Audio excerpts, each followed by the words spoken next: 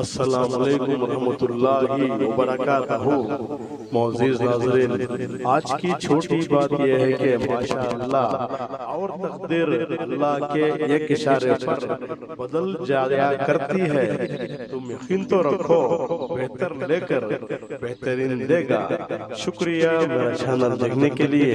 आप इसे ज्यादा से ज्यादा सब्सक्राइब करें। आप मुझे फेसबुक पे भी फॉलो कर सकते हैं। कुछ अशार पेश करता हूँ, क़ब्ल क़बूल हो।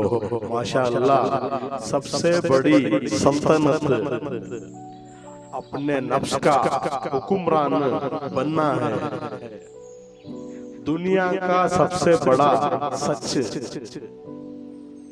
हर चीज को मौत का मजा चखना है। वफादारी मिलेगी हर रिश्तों में तुझे, जब आपकी बात होठों से नहीं नोटों से मिले।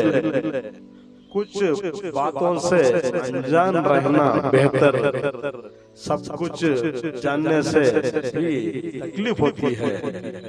जिंदगी में कुछ रास्ते सब्र के और कुछ रास्ते सबक के। दुनिया सच्चे जज्बात की तौहीन करती है, तौहीन करती है।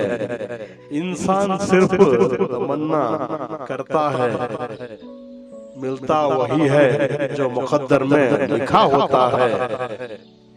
बेमौत मर जाते हैं,